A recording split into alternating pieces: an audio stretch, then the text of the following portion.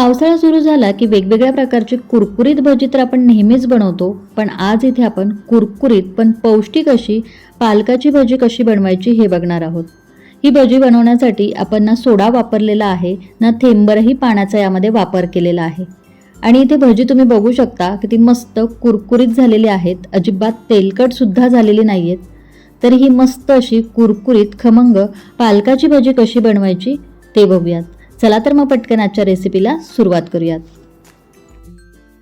तर मस्त कुरकुरीत पालकाची भजी बनवण्यासाठी इथे मी अर्धी जोडी पालक निवडून घेतलेला आहे आणि त्यानंतर ही पालकाची पानं 2 ते 3 वेळा पाण्याने चांगली स्वच्छ धुवून घेतली आहेत.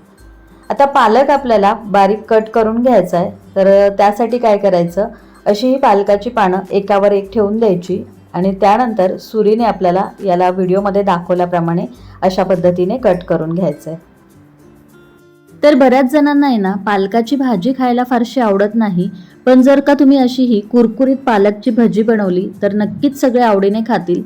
आज इथे आपण फक्त पालकाचाच वापर केलेला नाहीये, तर यामध्ये बटाटा आणि कांदा सुद्धा घातलेला आहे. त्यामुळे भजी चवीला खूप छान लागतात आणि कुरकुरीत सुद्धा होतात. तर हे बघा, इथे मी ही सगळी पालकाची पानं छान अशी बारीक कट करून घेतली. याला आता एका भांड्यामध्ये आपल्याला काढून घ्यायचं आहे. आता यामध्येच आपल्याला घालायचा आहे एक मध्यम आकाराचा उभा पातळ लांबसडक चिरलेला कांदा. तर असा कांदा यामध्ये घातला की भजी मस्त कुरकुरीत होतात आणि त्याचबरोबर भजी चवीला चांगली लागावीत यासाठी इथे मी घेतलेला आहे एक मध्यम आकाराचा कच्चा बटाटा. याची साल काढून घेतलेली आहे आणि त्यानंतर बटाटा आपल्याला किसणीने किसून घ्यायचा आहे. बटाटा यामध्ये घातल्यामुळे भजी चवीला खूप छान लागतात. तर हे बघा, बटाटा सुद्धा माझा किसून झालेला आहे.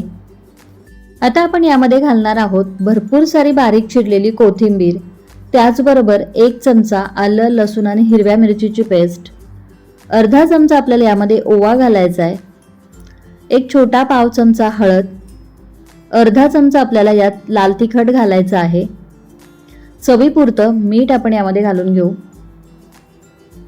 आता हे सगळं साहित्य आपल्याला व्यवस्थित मिक्स करून घ्यायचं आहे. तर कांदा, बटाटा, पालक यामध्ये पाण्याचा अंश असल्यामुळे यामध्ये मीठ घालून याला चोळून घेतलं की याला बघा पाणी सुटतं आणि या मिठाच्या पाण्यातच आपल्याला हे भजीचं पीठ मळून घ्यायचं आहे.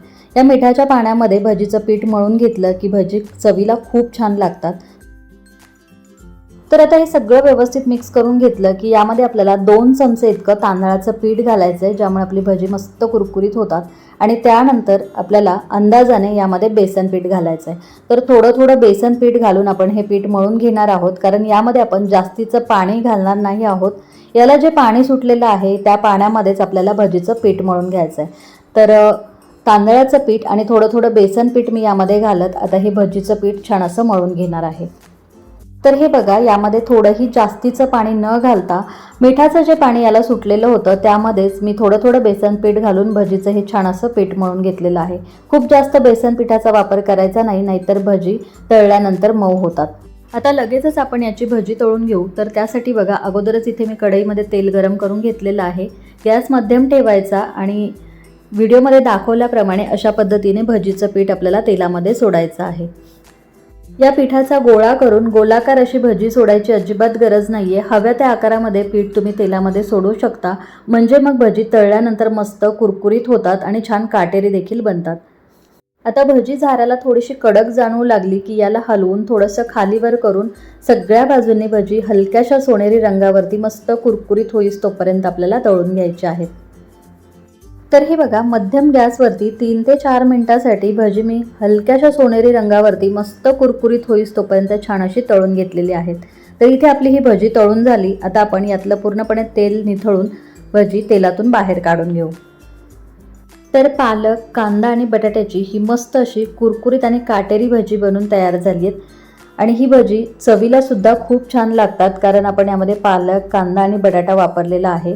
आता शिल्लक राहिलेल्या पिठाचे देखील आपण अशाच पद्धतीने भजी तळून घेणार आहोत.